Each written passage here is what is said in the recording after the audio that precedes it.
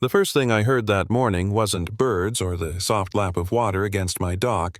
It was a woman's voice shouting, "You're not in the HOA, so this lake isn't yours." She was already on my dock, clipboard raised like a weapon, slapping bright yellow stickers on my posts as if she owned them. By the time I realized what she was doing, my private sanctuary, the lake I had worked so hard to buy, was suddenly branded as community property by someone who had no right to even stand on my land. I remember standing there, coffee mug still warm in my hand, my stomach twisting.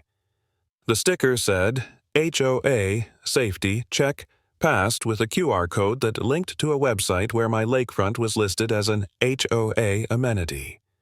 Fishing dock, kayak, storage swimming area, all of it stolen with a few keystrokes and a fake inspection. I felt disbelief at first, then a surge of anger.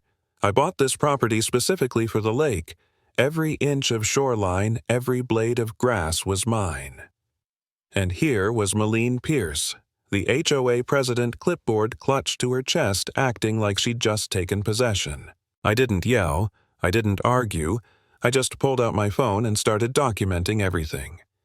Photos of the stickers, close-ups of the serial numbers, screenshots of their website with my dock front and center.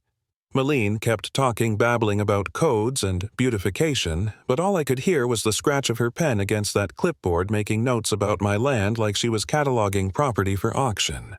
She gave me a look as she left, cold calculating, and I knew this wasn't over. At first, I thought it might be a simple misunderstanding.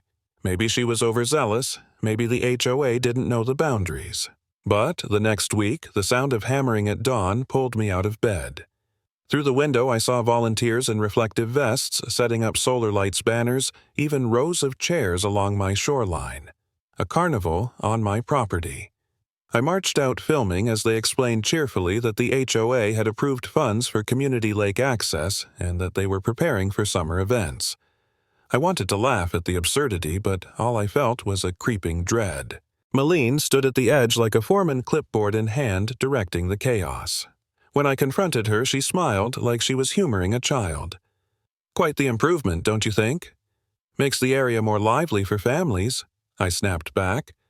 "This is my yard, not Disneyland." Her eyes didn't flicker. She doubled down, insisting the HOA had usage rights. That night, a sheriff's deputy showed up on my driveway because Malene had filed a harassment complaint against me. Imagine my shock, me, the actual property owner, accused of interfering with community safety operations. Thankfully, the deputy reviewed my deed and shut her down, warning her about filing false reports.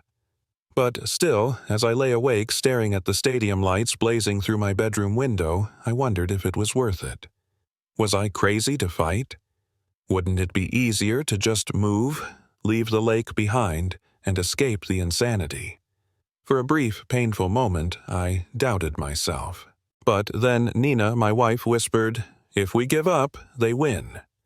That was the turning point. I decided to fight back properly with real evidence and real consequences. I dove into research. County property records showed my ownership was absolute, no easements, no HOA covenants. Then I discovered something worse. The HOA had applied for and received an $18,000 county grant claiming my lake as their amenity. They were literally taking government money to improve land they didn't own.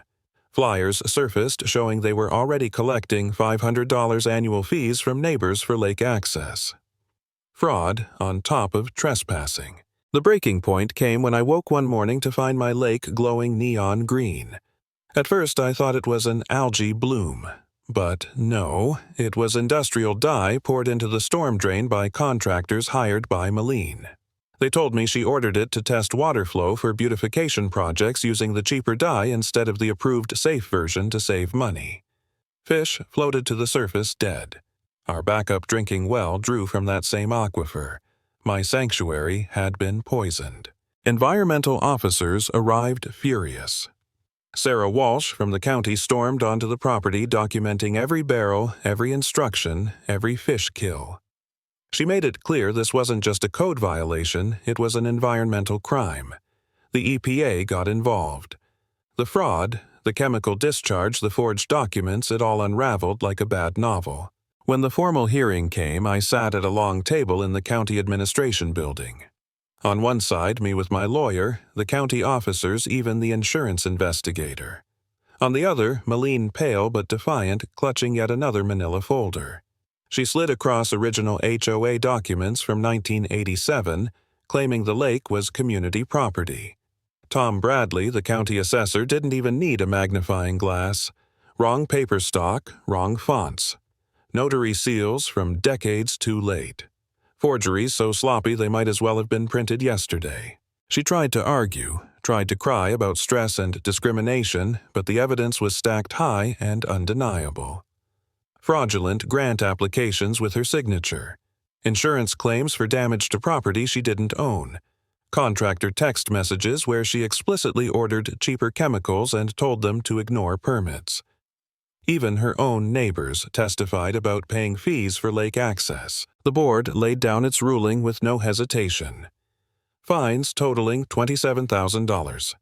Permanent ban from any HOA leadership. Mandatory removal of every unauthorized installation. Criminal referrals for environmental damage and insurance fraud. And the ultimate blow, the HOA was forced to sign a legally binding no-rights statement, confirming in writing that my lake belonged solely to me with zero HOA authority. I watched Malene's hand shake as she signed. The pen scraped across paper, the sound of her empire collapsing. She looked broken mascara streaking mumbling excuses nobody believed. Neighbors whispered about refunds and lawsuits. The treasurer resigned on the spot, followed by the secretary and another board member, all terrified of personal liability. The mighty HOA president was left alone, exposed as a fraud. I didn't celebrate. There was no victory dance, no triumphant champagne on the dock, just the cold satisfaction of truth finally acknowledged. The lake was mine, always had been, and now the law confirmed it beyond question. And if there's one thing this nightmare taught me, it's this. Property rights aren't negotiable. No matter how loud someone shouts, no matter how many papers they wave around, the truth doesn't bend.